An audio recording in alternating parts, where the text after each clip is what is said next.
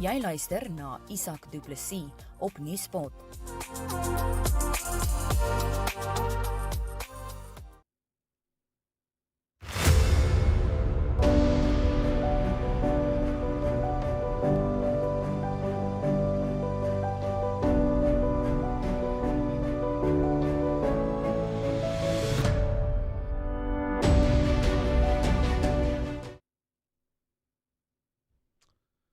Goeiemôre, dit is maandag 15 Mei, 6 uur en Stroomop vanoggend, waarna jy kyk is Nuuspod se daaglikse kommentaar op koerantnuus, ander aanlyn nuus en lyk vir my Niels is vanmôre siek, want Thomas is eerste op en Niels is nog nie eers onder die top 10 vanoggend nie. So mens moet dalk al begin bekommerd raak oor Niels wat vanoggend sy eerste plek afgestaan het aan Thomas. Môre julle, maandag die 15de Mei, vir die wat nou net ingekom het, Stroomop. En pas hier in Nelspruit, so 5 minute gelede, weer heerlik begin reën. Lyk vir ons is nog nie heeltemal klaar met die reën hierson nie. George, alle heil en seën op kaptein se moer, behalwe joune. Baie welkom by vanoggend se program. Daar sy. Nou kan 'n man grond vat. Ek hoop julle het 'n lekker naweek gehad, een wat vol plesier en vol vrede was, en vol allerlei lekker dinge, wat van 'n naweek maak. Ons gaan kyk na landbounuus, net hierna begin ons met landbounuus, ons is nou terug, en dan gesels ons 'n bietjie verder, oor wat in die nuus aangaan.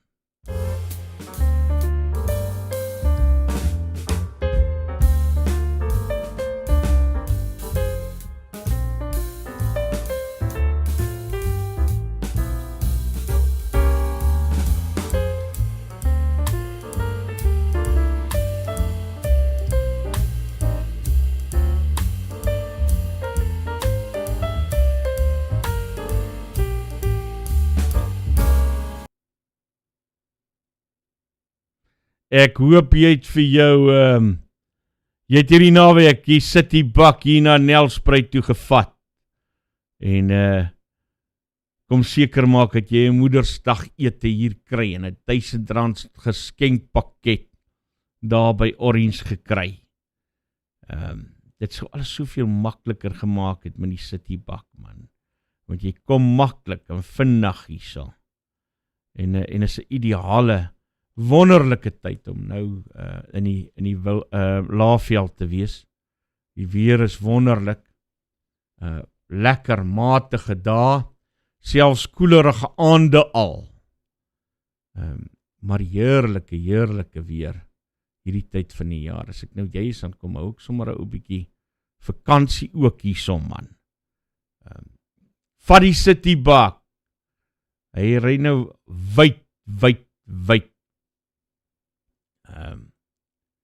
So, kom kuier hier by ons. Landbounuus vanoggend, staat laat skuiwergat vir onwettige lewende hawe uitvoer. Dit kom uit Landbou Weekblad uit. Veterane in die lewende hawe bedryf het 'n beroep op die regering gedoen om hulle by te staan om die wettige uitvoer van lewende hawe te vergemaklik, omdat die onwettige uitvoer van slagdiere vir teeldoeleindes die beeld en mark vir Suid-Afrikaanse genetika onberekenbare skade in die buiteland berokken. Kobus Lotter, voorsitter van die Boerbokteelersgenootskap, en Gerry Ferreira van die uitvoermaatskappy Karoo Livestock Exports, wat die afgelope 27 jaar lewende hawe na 50 lande uitgevoer het op die Bloemskou tydens 'n gesprek met Piet Kroukamp van Noordwes Universiteit gesê, die uitvoer van lewende hawe na lande wat nie die nodige protokol ooreenkoms met Suid-Afrika het nie, is bykans 'n saak van onmoontlikheid. Nou teelers en uitvoerders lê die skuld voor die deur van die regering en staatsdepartemente wat oor geen politieke wil beskik om uitvoer aangeleenthede te bespoedig nie. Dis ongemaklik wanneer jy in 'n land kom waar byvoorbeeld Australiese uitvoerdiere met plaaslike diere vergelyk word, veral as jy weet dat dit onwettig uitgevoerde diere is, wat nie aan 'n rasstandaard voldoen nie, het Lotter gesê. Nou ja, dit is min of meer die storie omtrent in elke geval. Kom is hierdie ding nou so groot? Ek sien nou eers die kamera's nou alweer so groot. Kom ons kyk gou wat maak hy hier met ons, hoekom doen hy dit?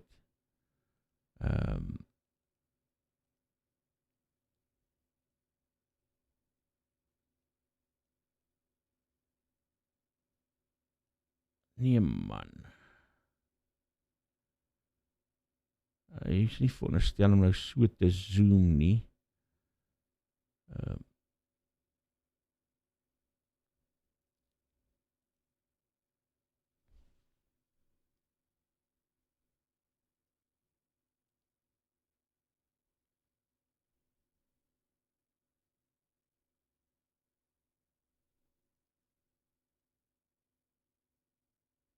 Dis 'n vreemde ding. Hoekom doen hy dit nou?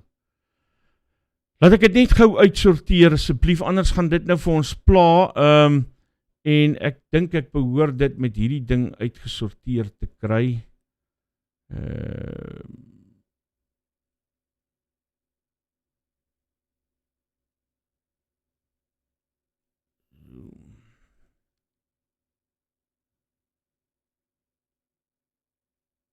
Update. Nou behoort dit reg te wees.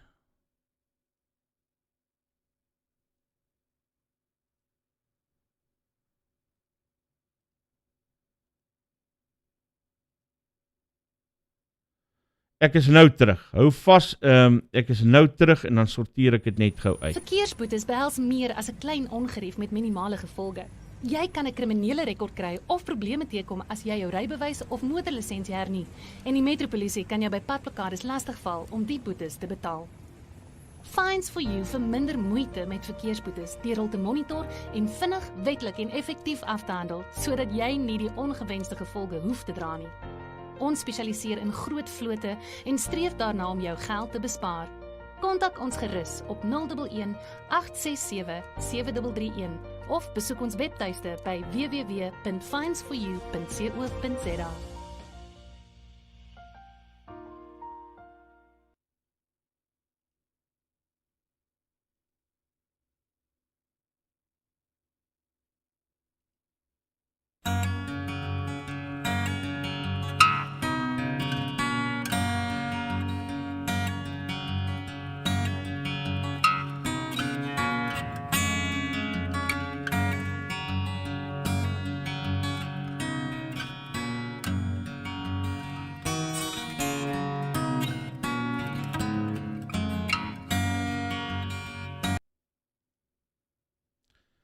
Daar behoort hy nou reg te wees. Het lyk vir my is een of ander knopie of 'n ding wat erns spring, maar nietemin, dis hom nie die ernstigste nie, baie jammer daaroor.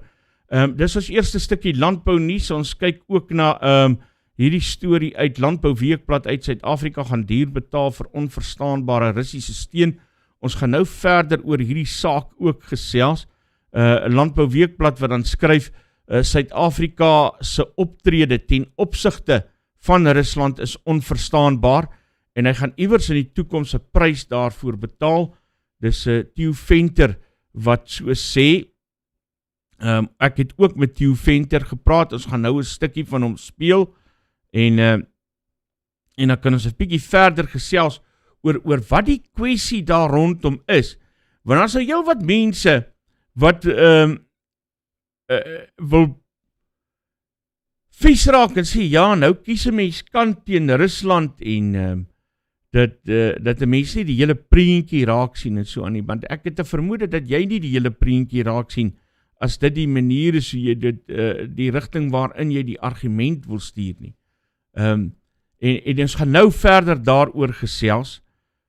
Dit het geweldige implikasies vir landbou as Amerika daardie AGOA ooreenkoms opsê. Ons is nou nog nie heeltemal daar nie, maar die risiko is net te erg. En ons gaan nou verder daaroor gesels. Kom ons gaan kyk gou na Daily Maverick, wat sê, what we know about the explosive Russian ship scandal so far, en dan vra hulle die vraag of dit gaan oor die skip of oor die vliegtuig. Nou die skip, die weet ons, is die Lady R, en dit het ons nou al verlede jaar al reeds met mekaar bespreek, om die waarheid te sê, ons het met Kobus Maree in daardie tyd gesels, toe daardie skip groot nuus gemaak het, hier in Suid-Afrika, wat daar in Simonstad dan gaan vasmeer het.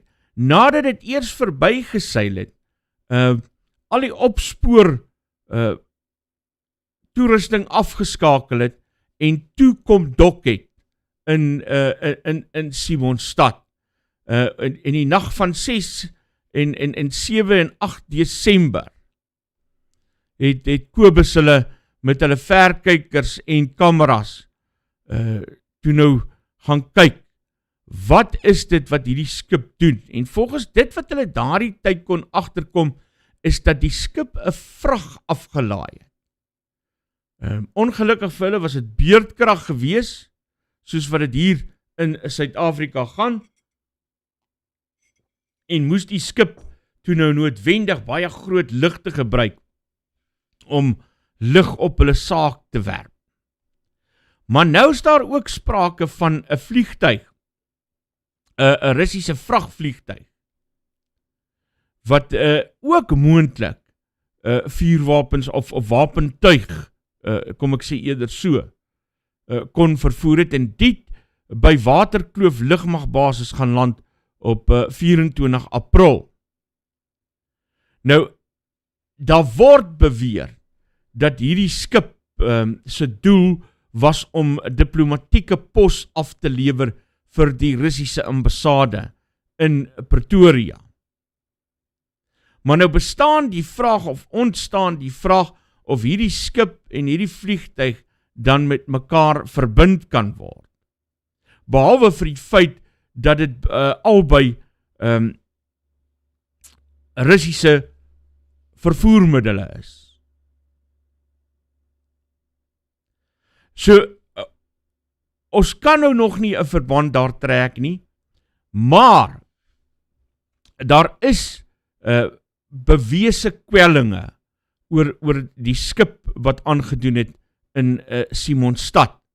En ek haal gou aan hier uit Daily Maverick uit, the South African government has repeatedly said that contrary to misperceptions spread by the horrible media, they have taken a non-aligned position on the Russia-Ukraine conflict. In other words, they do not support Russia, they support a peaceful resolution to the war through mediation and negotiation.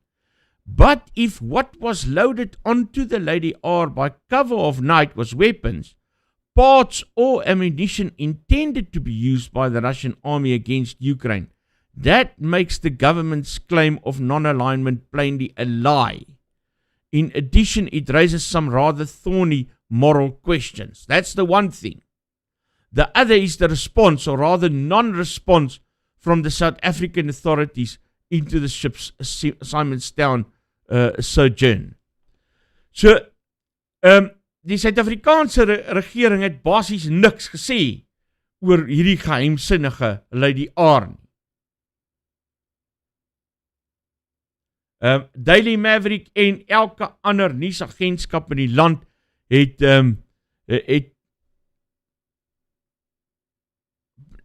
verniet probeer om enige inligting uit die regering hieroor te kry. Maar toe Thandi Modise uiteindelik 'n media konferensie toegespreek en vir alle praktiese doeleindes onkunde gepleit.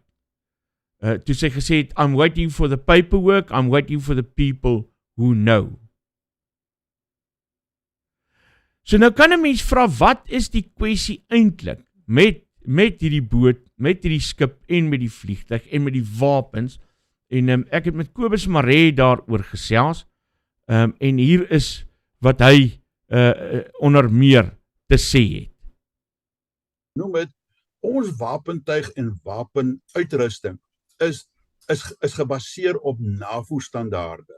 Dis wat ek En nou nie vir jou op bevra, Russiese en ja. Oostblok-standaarde nie. So met ander woorde, groot wapentuig glo ons nie was dit nie gewees nie. Dit sou te opsigtelik gewees het vir die oplaai daarvan.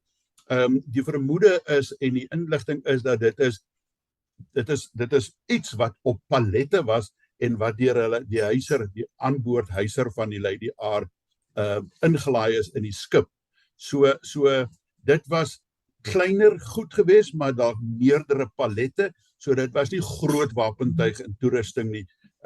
Ek het ook gegaan en, omdat ons as die gesamentlike staande komitee op verdediging verantwoordelik is vir die NCICC en alle permitte in en uitvoere, om dit oorsig te hou oor dit, het ek wel kon nagespeur dat daar in 2019 en 2020 invoerpermitte toegestaan is vir die invoer van sogenaamde shells en ander ammunisie van Rusland af. En ons weet van die Lady R af, is daar ongeveer 7 containers afgelaai, wat vervoer is na die ammunisiedepot in Mokgopong. En dit strook met daai hoeveelheid wat by daai permitte toegestaan is. En ons weet, ons spesmagte maak gebruik van Russiese wapentuig en ammunisie vir oefening, maar ook in die hele Afrika ontplooiingsproses. Wat opgelaai is, dit is wat die groot vraag is. En dit is wat ek die minister gevra het, en wat hulle nog vir ons 'n antwoord verskuldig is. Ek kon geen permitte opspoor of aansoeke vir permitte om uit te voer nie, van enige iemand nie, of het Denel is, of het Krygkor is, of het enige maatskappy is. So dit wil voorkom, indien daar wel opgelaai was dit waarskynlik onreëlmatig en was dit waarskynlik onwettig geweest. Dis wat Kobus Maree te sê het hieroor, daar is 'n onwaarskynlikheid dat Rheinmetall dit sou kon gedoen het. Die word 51%, dink ek, is dit in Duitse besit, en ek twyfel of hulle enige wapens na Rusland toe sou vervoer. Soos Kobus sê, die vraag gaan eintlik meer oor wat hier afgelaai is. Die vermoede is dat dit waarskynlik iets is vir gebruik in Mosambiek, en dis maar op hierdie stadium word dit bespiegel. Ek het ook met Theo Venter hieroor gesels, en hy gesels so hieroor. En nie diplomatieke protokol gevolg het nie, is mos nou die maklikste ding onder die son. As jy ook kyk na Blinken se uitspraak vanmiddag, die Amerikaanse sekretaris vir staatssekretaris, Secretary of State, wat maar dieselfde is as minister van buitelandse sake, dan sal jy sien, hy doen dieselfde, en hy hou by die Amerikaanse standpunt, dat ons verhouding met die Russe is op hierdie stadium vir hulle 'n bron van kommer. En ek dink, dit is die samevloeiing van nie alleen die vliegtuig nie, maar ook die skip, ons verhouding met die Amerikaners, die BRICS-beraad wat kom, die dreigement dat Putin dalk in Suid-Afrika toe kom, die vraag of ons hom ooit in hegtenis sal neem. Mense moet al daai goed in die pot gooi, en as jy alles in die pot gooi, en jy kry 'n president wat sê hy het nie geweet nie, of hy is verbaas, dan ontstaan die vraag, wie is in beheer? Wat weet Cyril Ramaphosa regtig, en wat weet hy nie? En my groot kwelling is, een van sy getrouste luitenante in die ANC, is sy minister van verdediging, Thandi Modise.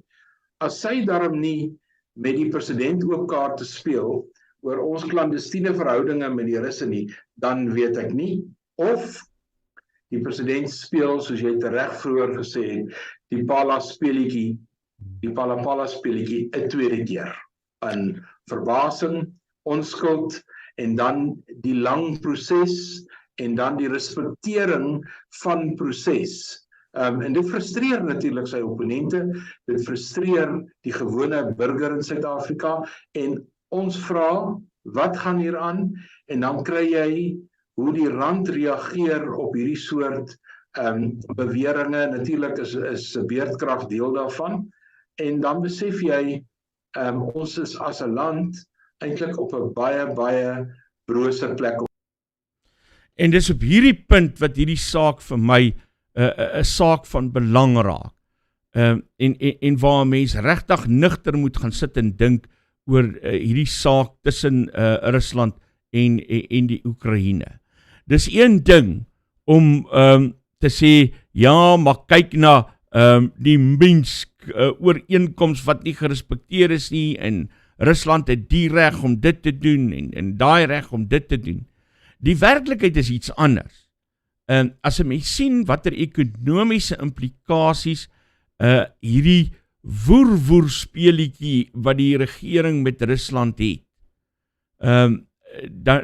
dan raak dit vir ons 'n saak van groot kwelling. Want dit het direk implikasies op ons eie welvaart, op ons eie ekonomiese ontwikkeling, alles wat ons doen hier. As ons 'n onverantwoordelike spel speel ten opsigte hiervan, en tipies soos wat die ANC probeer maak, glad nie openlik is oor waar hulle staan ten opsigte hiervan nie. Dan het dit ekonomiese implikasies, en dit lyk vir my of die ANC wel, nie net so lyk nie, dit is inderdaad so. Net geen erns daarmee het om hierdie land erns, een of ander tyd, op 'n pad van ekonomiese herstel te plaas nie. Gaan kyk nou maar, hoe het die rand met eens getuimel in die lig van hierdie gebeure. Gaan kyk nou maar net die risiko wat dit inhou, die geweldige risiko's wat dit inhou, vir boere. Ek weet, daar's baie ouens wat sê, ja, maar hulle het 'n bewondering vir Putin, en ons moet vir Putin uitlos, en ons moet vir Rusland uitlos. Ons kan dit nie doen nie, mense. Die gevolge hiervan is net te donker vir elke liewe boer in hierdie land wat op die oomblik onder die grootste druk van alle druk verkeer. Dan kan jy nie hierdie net so sito hanteer en sê, ja, maar BRICS is net so belangrik soos ons verhouding met Amerika. Dit is nie in handelsgewys so belangrik nie. Rusland feature nie eers op die eerste 20 lande waarmee ons handelsooreenkomste het ons nou die dag vir mekaar gewys nie. Terwyl al miljarde rande is wat op die spel is, as ons hierdie ding verkeerd met Amerika speel. Hiermee sê ek nie dat Amerika dit reg hanteer nie, en ou moet bepaal daaroor ook iets sê. Maar die feit bly staan, jy kan nie 'n woer speletjie, 'n wegkruip speletjie oor jou verhouding met Rusland in hierdie dag en tyd gaan speel en dink jy gaan wegkom daarmee. Die skade is net te groot.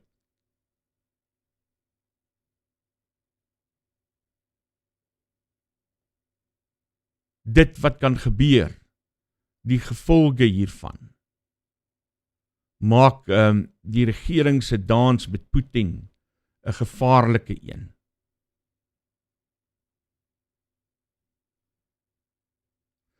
Brenthurst Foundation skryf in the calculus of benefits, party versus state, arms industry versus the economy, expediency versus human rights, South Africa can only be a loser if it's selling weapons to Russia.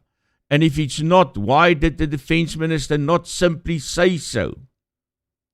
It is possible perhaps likely that right now South African armaments, explosives or propellants are being used by Russia in its illegal occupation of parts of Ukraine. If this is indeed the case, it would make South Africa complicit in the production of an unjust war.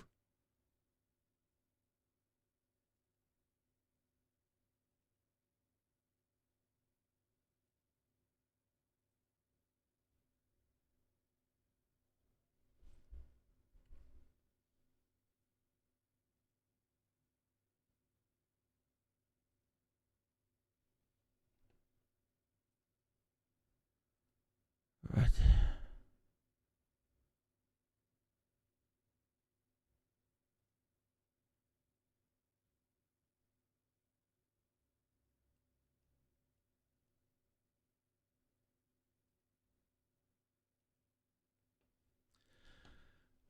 Ek gaan verder. Of course, we don't know whether or not South Africa is supplying arms, as the government refuses to confirm or deny this. But the response of the Defence Minister, Thandi Modise, to a written question by the DA leader, John Steenhuisen, is revealing, if somewhat bewildering.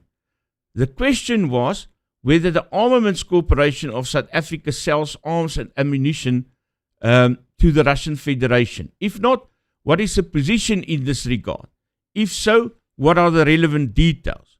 What was remarkable about Modise's answer was her unwillingness to provide the simple answer no, which would have settled the matter and given some legitimacy to South Africa's threadbare claim to be neutral in relation to the conflict. Kan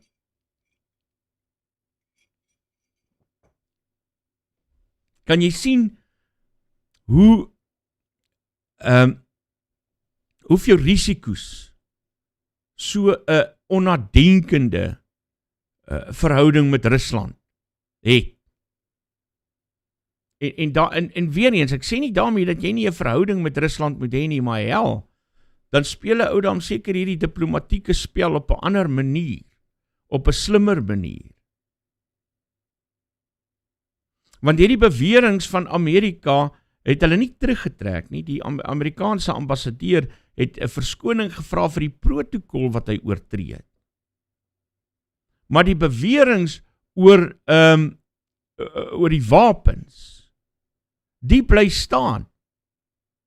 Hoewel ek nog steeds wonder wat dit sou kon wees. Ek sien daar's 'n klompie ander media instansies en ander sosiale media groepe waar die idee van die assegaaie en die skulde ook pos gevat het.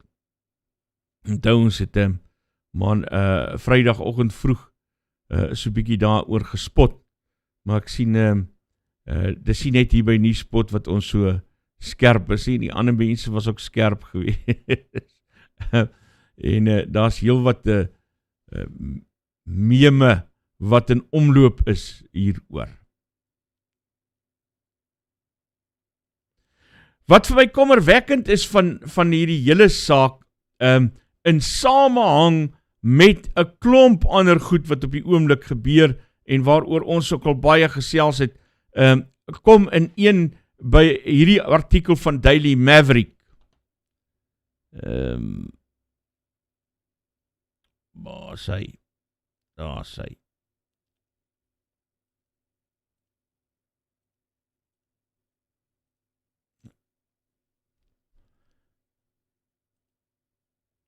Ramaphosa has failed, is still failing and shows no sign of reversing the deadly trend. Stephen Groot is wat skryf, from the Lady R mystery to the electricity crisis, there is no sign the president has made any meaningful push to deal decisively with any of South Africa's problems. Sy onvermoë, sy onwilligheid om dadelik ja of nee te sê, om iets te ontken of te erken, maar die hele ANC-regering doen dit.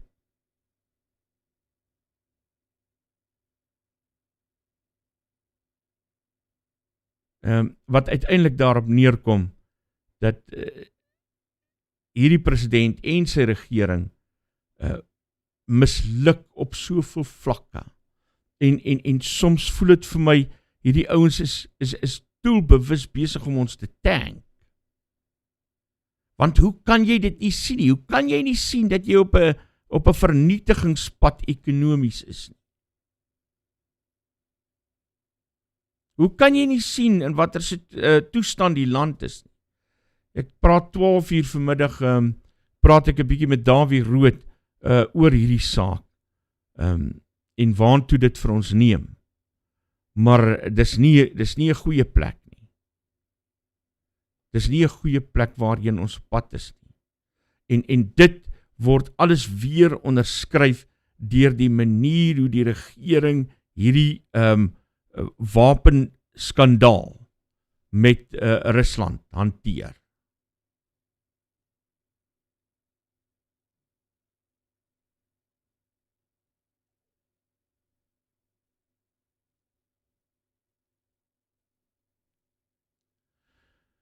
Ons gaan na Business Tech toe en dit gaan oor Eskom. Net hierna is ons terug, dan gesels ons 'n bietjie verder oor dinge en die verwikkelinge by Eskom.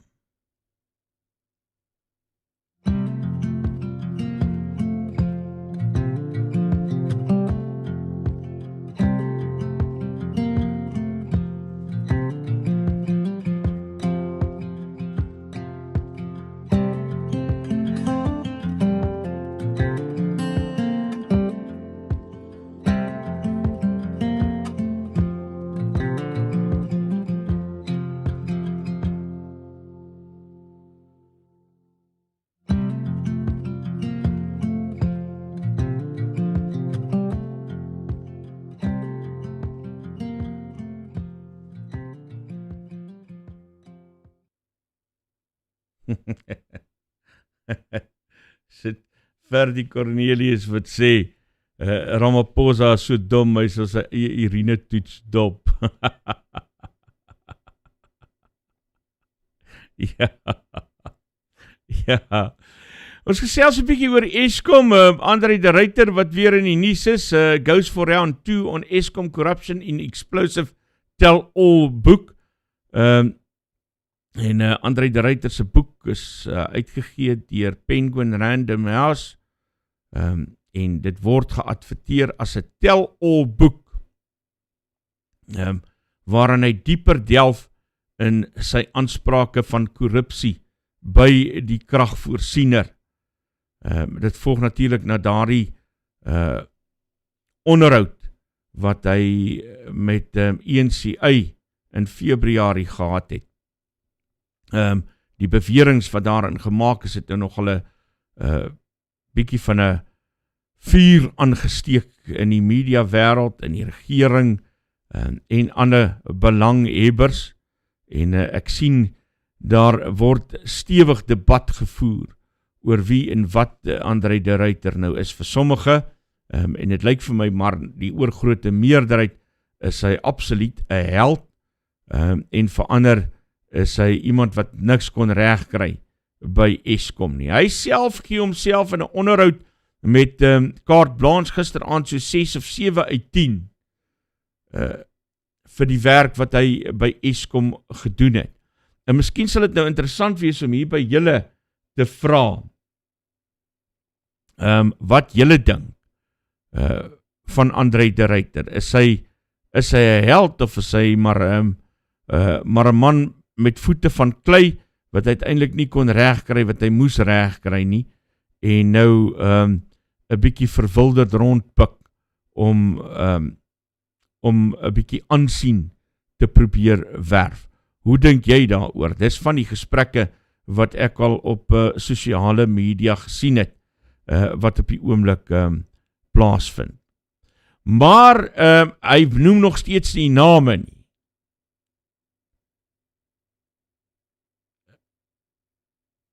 So hoe tel al dit is, moet die ou ook nou maar gaan bepaal. Maar ek sal graag die boek onder oor wil kry, André de Ruyter, Truth to Power, My 3 Years Inside Eskom. en ek wonder wat die gevolge van hierdie boek gaan wees. Die opsomming sê that the writer takes the reader inside the boardrooms and government meetings where South Africa's future is shaped, with ministers often pulling in conflicting directions. He explains how renewable energy is the cheapest and quickest solution to our power crisis, in spite of fierce opposition from vested coal interests. The writer candidly reflects on his 3 years at the power utility, his successes and failures, his reasons for leaving and his hopes for the future. As someone who worked at the highest levels of the state, but is not beholden to the ruling party, he is uniquely placed to speak truth to power.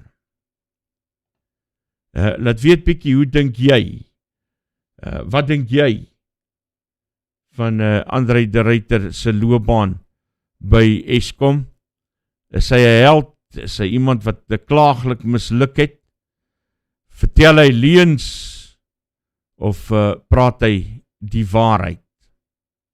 Daily Investor berig dat onder die opskrif André de Ruyter sluits Pravin Gordhan, South Africa's Minister in charge of state-owned power company Eskom, undermined upper management, disrupting efforts to end the nation's energy crisis.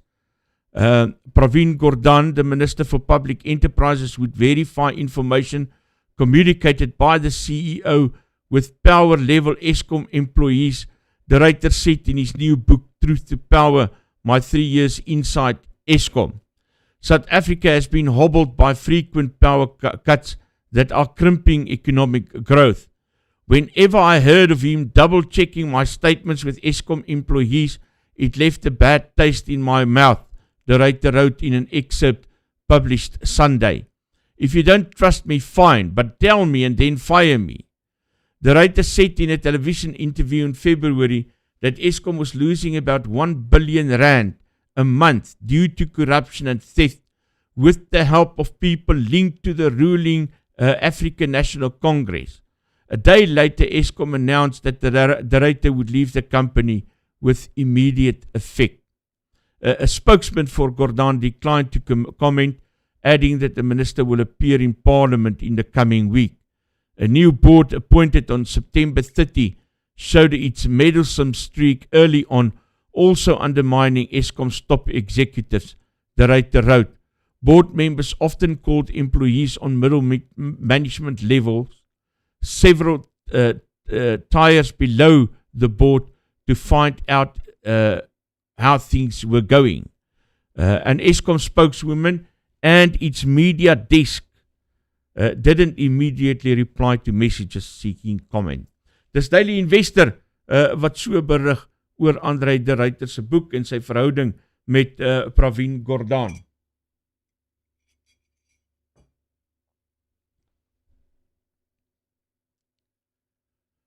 Daily Maverick wat dan daardie uittreksel het van André de Ruyter se boek. Julle sal dit kan kry by Daily Maverick. Ek gaan dit nou nie alles vir julle kan lees nie. Maar hier is 'n stukkie waar hy vertel.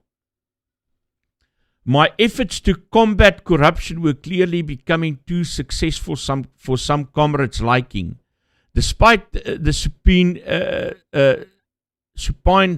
ek weet nie hoe my woord uit te spreek, ek sal moet gaan kyk, attitude of the SAPS and the SSA, I had been sharing the details of our private investigation with a few officers who will be prepared to take on difficult cases. I had also informed the chairman of the Eskom board, and perhaps most crucially, in July 2022, I had decided that it was time to tell Gordhan. On the advice of the head of our investigation, I requested that Dr. Sidney Mufamadi, the National Security Advisor, also be present at the meeting in Megawatt Park. In the vacant office of the Eskom chairman, I told Gordhan and Mufamadi what the investigators had unearthed, but paused before dropping the biggest bombshell, the fact that 2 high-ranking politicians had been implicated. Can I name them? I asked Gordhan, who was also accompanied by one of his advisors. The minister indicated that I should go ahead. I expected him to be shocked, but instead, his reaction surprised me. Gordhan looked over at Mufamadi and said, well, I guess it was inevitable that it would come out. They had known, or at least suspected, all along. When government and the ANC later tried to disavow all knowledge of how high the Eskom corruption stretched, I could only shake my head in amazement. Surely there is a point where complacency becomes complicity, but party unity was to be protected over alles. In any event, by November 2022, it was clear that the news of the investigation had reached the ears of the corrupt cartels. It was therefore quite extraordinary that Mantashe accused me of behaving too much like a policeman who is focused on chasing criminals instead of fixing the power stations. The subtext here is quite alarming. Stop chasing the crooks, but nevertheless end load shedding. The apparent inability to be able to connect crime to load shedding is a rather depressing scenario.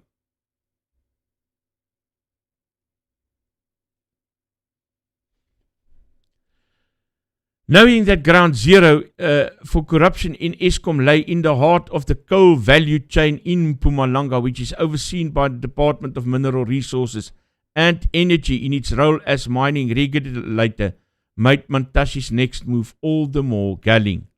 At a signing ceremony for new independent power projects at the IPP Procurement Program Office in Centurion on 8 December, Mantashe made the astonishing statement that Eskom was actively agitating for the overthrow of the state. Dit is alles goed wat ons nou al gehoor het uit die onderhoud uit, maar wat deel is van hierdie boek wat dan nou beskikbaar is van gister af.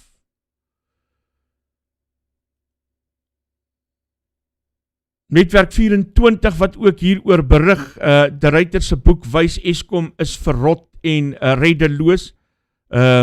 Die Kooptas was dalk die haai wat Eskom begin vreet het, maar elkeen daar amper is nou 'n smillende piranha, meen André De Ruyter. In hierdie boek van hom. Daar is niks oor by die kragvoorsiener om te red nie.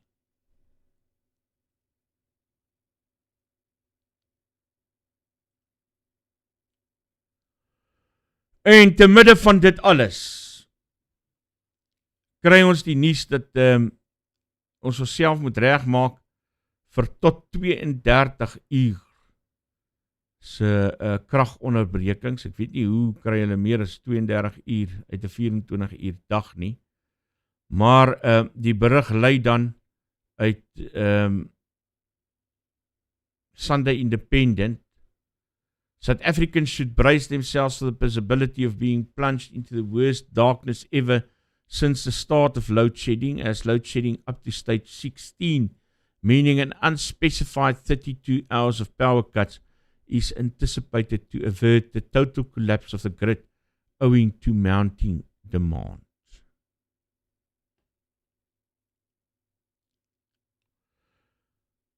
Ramagopa, die minister van elektrisiteit, wat sê dat fase 6 onderbrekings gaan nou onbepaald voortduur.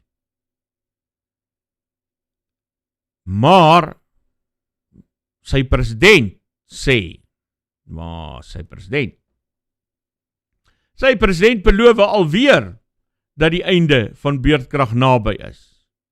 President Cyril Ramaphosa said in response to parliamentary questions that the end should be in sight soon for load shedding, with its severity reducing in the short term. Ramaphosa said that the electricity minister Gosihentsho Ramagopa is overseeing the full and speedy implementation of the Energy Action Plan to tackle load shedding. Ek sê wat, ek glo eerder die ergste, as wat ek nou deesdae probeer om goeie nuus te glo. Want jy het 'n groter kans dat die ergste gaan waar word as die sagter nuus wat hulle vir ons probeer gee, want dit word nooit waar nie. Daily Investor wat ook berig dat dele van Suid-Afrika alreeds verhoogde beurtkrag ervaar. Some areas in South Africa are experiencing higher stages of load shedding than what Eskom officially announces. Many people in Potchefstroom, for example, reported that they experienced between 11 and 12 hours of load shedding per day, well outside that of stage 6.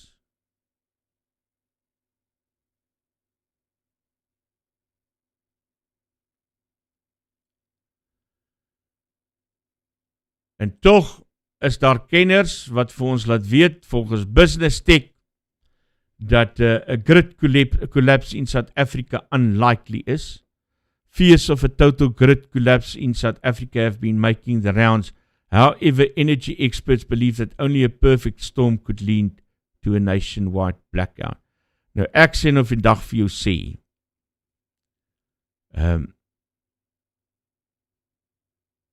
ek dink die kanse vir 'n algehele duisternis is baie, baie goed. Ek dink die experts is verkeerd. Want die experts het nog elke keer vir ons gesê, ons hoef nie bang te wees vir dit nie, ons hoef nie bang te wees vir dat nie, en elke keer het ons ergste vrese bewaarheid geword.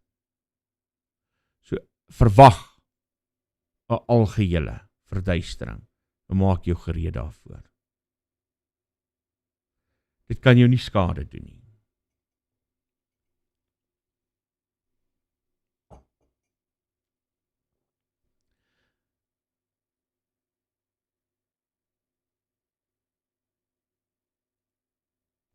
South Africa to investigate gold mafia uncovered by Al Jazeera. Dis daar die dokumentêr wat Al Jazeera gehad het oor die goudkartelle en wat van hier in Suid-Afrika dwars deur tot by Zimbabwe en deur die res van Afrika ook aktief is. En nou het die ruggraatlose Cyril Ramaphosa ook hierdie week gesê dat hulle dit gaan ondersoek, soos wat hulle die Russiese wapentuig gaan ondersoek. Ondersoek, ja. Ek weet nie, hierdie ou kan dit net, hy doen dit net. Daar's net geen keer aan hom. Hy skop net alles kantlyn toe.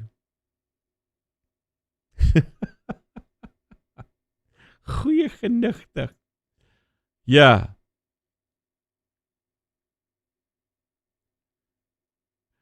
En dan is hier 'n laaste stukkie interessante nuus. Die einde van 'n era is eintlik 'n bietjie hartseer nuus. Die Carlton Sentrum gaan verkoop word. Wie van julle onthou die Carlton Sentrum? Nou volgens media berigte is hierdie sentrum nou op die mark vir 900 miljoen rand. Transnet wat which currently manages a portfolio of commercial and residential properties with a book value of 6.5 billion has decided to let go of the building. In a bid description for the property, Transnet detailed the complex was an immovable asset that was up for sale. According to Transnet, its property unit was established on January 1, 2008 by merging PropNet and Transnet Housing. At the time of its formation, it became only a strategic support unit, not focused on growth, but a corporate center function providing services to the group by managing the non-core and strategic property portfolio. Pending disposal or utilization by business and providing corporate real estate services, Transnet said. En dit liewe Stroomop kyker, bring ons hier aan die einde van vandag se program. Ons is 'n bietjie vroeër klaar as gewoonlik. Gee my dalk 'n kans om gou-gou na daai woord te gaan kyk. Ek dink daar's 'n ander woord wat ek ook verkeerd uitgespreek het. Pronunciation. supine. Supine. Supine. OK. Is eintlik maklik. En dan is daar 'n ander woord wat ek ook verkeerd uitgespreek het. Maar ja, dis my Vrystaat Engels daai. Soms moet 'n ouma vrede maak daarmee. Baie dankie dat jy saam kyk en dat jy Nuuspod ondersteun. Ons is môreoggend terug met nog 'n Stroomop. Vanmiddag om 12:00 gesels ek met Davie Rood oor die hele Russiese sage, wapensage en 'n klompie ander goed wat betref die ekonomie. En ons het ook 'n nuusbulletin vanmiddag.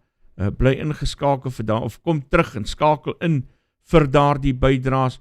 Ons gesels hier op Nuuspod môreoggend weer verder met mekaar. Julle moet 'n lekker dag hê. Tjort, alle heil en seën, steek om stinkie. Ons sien mekaar môre weer.